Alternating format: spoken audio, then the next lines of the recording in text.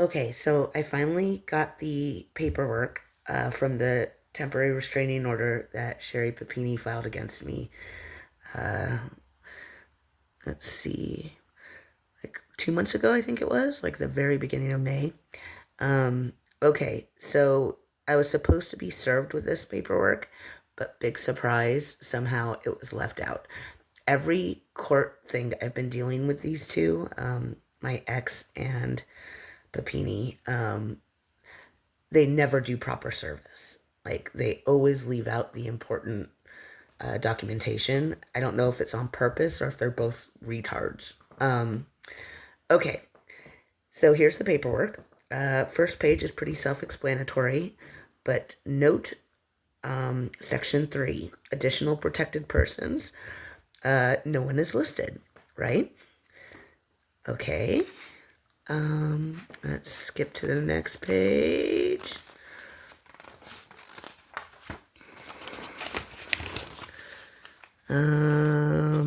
Okay, now it starts getting interesting. So, in number 3, it doesn't have any protected persons included. Let's see, relationship of parties, blah, blah, conveniently left out. She included that, she was harassed and, she filed against me for stalking. Keep in mind, this is a woman that the only times I've seen her in real life is when she drove by the house that my daughter and I were staying at, looking for us. And it was multiple times. One time she was alone, and other times she was with my ex, Anthony. And there was no reason for them to be driving by. Every time he needed to meet me to serve me with anything or whatever, I instantly appeared. So they were just literally harassing and stalking me and making sure I was aware that they knew where I was. Okay. So, let's see, other court cases. Okay, so look at, so in number 3, she left Tony out. But in number 6, they ask, have any of the persons named in number 3 been involved in court cases with, the person that you're claiming? And it includes custody, paternity, eviction, and all these other things that we have had, interactions with, my ex and I. But then it goes down to section 7, and guess what? Guess who's mentioned? So the date she includes is 4/27/2025. Not sure what's special about that, except as we go on, it says, who else was there? This concerns internet harassment. Other parties present during stalking, my ex, Anthony Bickle. And then she puts in, Anthony Bickle was also assaulted in handwriting. Then we move on. Oh, God, it's so funny. And let's see. In section 7, it asks, how did the person harass you? And she wrote, from December 2024 to current, Ms. Perrick has stalked my home. Attached is her confirmation of behavior on a recent post made on 4/26/25. Ms. Perrick has now posted several hate, slander, and defamatory statements via her GoFundMe and other social media sites. As a result, my current partner, Anthony Bickle, was assaulted on 4/27/2025 on the next day, so 4/28/2025, she began receiving threats left on my answering machine, and I am afraid of my safety. And then she wrote in handwriting, 4/29/25, received additional threat on the answering machine regarding Miss Perrick, threats of harm. Keep in mind, I have never called this woman. I've never spoken to this woman. So the threats, if she got any, which I've sincerely doubt, this is a woman who chronically lies, if she got any, they were from other people, and very probably people she knew that she told to call. Anyways, let's move on. Were you injured? No. Have I threatened to use a gun or anything? No.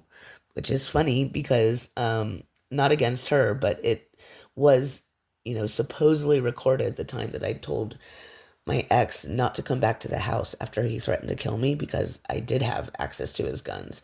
And I wasn't going to kill him. I was just saying that, you can't come here and murder me because I will protect myself. Who knows if I would have ever had the guts to, shoot him in the foot or anything, but probably not.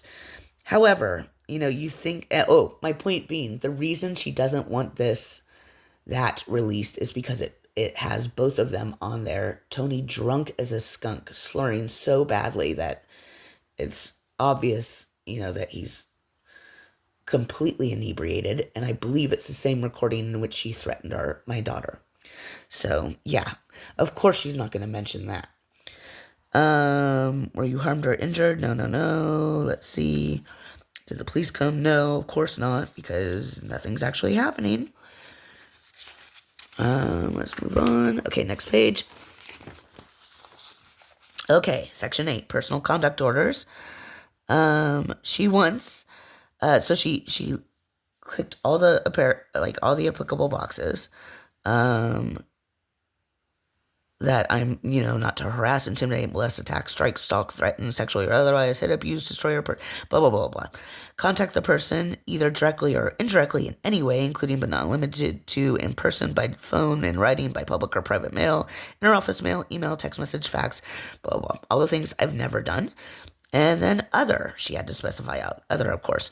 She wants me to remove her name from my social media sites and any internet harassment, causing threats of harm from strangers, because I control the actions of strangers, right?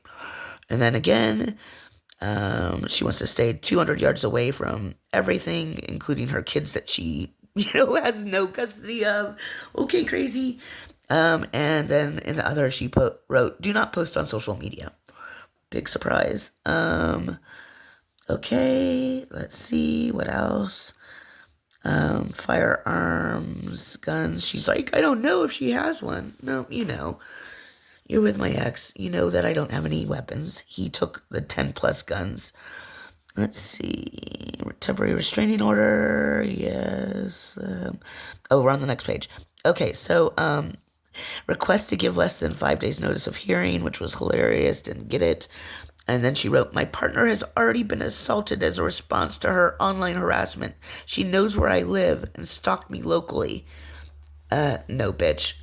Never stalked you locally. There's not even proof that I'm the one who drove by her house and took pictures. We'll talk about that later, too, because she obviously can't read. That's what happens when you don't graduate from high school. Oh, I'm sorry. I shouldn't say anything that I'm not 100% certain about. Maybe she graduated from high school. I know she talks about her college friends from the college she never went to, so that's good fun. Let's see what else. No filing fee. The sheriff should serve me, which didn't happen. My ex did. And there should be no filing fee in the sheriff, blah, blah. Yeah, because she's claiming in here that she's entitled to a fee waiver. So supposedly, all the $3 million that Anthony has gone around town bragging about her getting from HBO, that doesn't count. She's destitute, according to this. Okay, let's see what else. Next page. All right. Number of pages attached to this form, 4. And here's where we get into her proof. It is good fun. Okay. Oh, and of course, no lawyer listed on this, even though she showed up with a lawyer twice and they never filed for her to be on the case like you were supposed to. Okay. So here we go. This is her proof. This is good fun. 427, conversation on social media regarding stalking. Catherine Perrick has continued to stalk me, and I've been trying to obtain proof. Yeah, because she supposedly has cameras all around her house, and yet she has no proof of all the stalking I've done of her. That's sarcasm, just in case you're not sure. Okay. Below is a post created by Miss Perrick verifying that she drives past my home, located on a cul-de-sac and not on a main road in a private neighborhood, taking photos of my home. I have multiple no trespassing signs posted around stating firmly that no photos or videos are permitted. My partner has been assaulted as a result of her posts, and I am now receiving threats on my answer machine, which have been saved. All right, let's hear them. Or let's even see like a transcript of them, because she never included anything like that. Sorry, there's a cat crawling on me. Okay, let's see. So here's what she included as her proof. It's under Reddit. It's a screenshot from her phone. It's the forum or the subreddit where I posted my initial story, like my story. I say story, I worry about that word because internet trolls are going to say, oh, it's made up. But no, this is just my actual, true, factual story. Talking about what's happened with this crazy woman and my ex. And yeah, okay, so she found where someone said, post proof. And I wrote at the time, all I have are pictures of his vehicle parked outside their home in the driveway. So that's her proof that I've been driving by taking photos. I said, I have photos of his vehicle in her driveway. Doesn't mean that I drove by and took them. Yeah, but this is what happens when you get an idiot who doesn't know how to read. Okay, now here's her next page of proof. It's just photos of her gate. I'm assuming it's her gate. Visible signs on every side of the fence of my property stating photos and videos are prohibited. She wrote is prohibited, but she's talking about a plural thing, so she meant are. But once again, she's so fucking intelligent. Okay, so yeah. So she's put a sign on a gate that says you can't take photos from the street. Bitch, that's not how the laws of America work. Sorry. But okay, yeah, you can change the Constitution and change what people are allowed to do. Because in your fantasy world, you can wave a magic wand and whatever. Next page. Screenshots from 327 of civil libel, slander, and defamation posted by Catherine Barrick. I have not been barred from the court, nor have any legal disputes against me regarding my children. Okay, so this is where my lawyer fumbled too. And I knew I should have just gone and argued for myself, because my guy got way flustered, which is no comment. It was just annoying. Okay, so in my document, let's see, where is it? It's the GoFundMe. And keep in mind, she is purposely attacking the GoFundMe, not the 20 pages of stuff I wrote on Reddit, right? She doesn't actually, well, I'm sure she cares, but her point wasn't to get that taken down. Her point was to hurt me by going after the GoFundMe, because Tony believes that he's going to be able to control me and get my child if I have no resources and no funds. So that is why they've been attacking the GoFundMe as hard as they have. With their online posts about, I have a criminal background and I'm a scammer and this is my, 100th GoFundMe. I've never made one before. This is the first. I felt horrible and tacky making it. But I kept meeting people telling me, make a GoFundMe. And I finally did. So, but they don't want me to have access to any funds or help or support, because they want to, A, control the narrative, B, they want the kid, which is bizarre because he doesn't actually want the kid. And I hope to God she doesn't see this video one day. But she knows. I mean, she's a very mature 11-year-old. She's aware of what's going on. Her dad is supposed to be calling her every Wednesday and seeing her on Sundays. He never calls. If it was me, this never would have happened. But I would be stalking my child if she was mad or disappointed and didn't want to see me. I'd be doing everything I could in my power to make sure she knows that I love her and I miss her and I'm sorry and all the rest of it.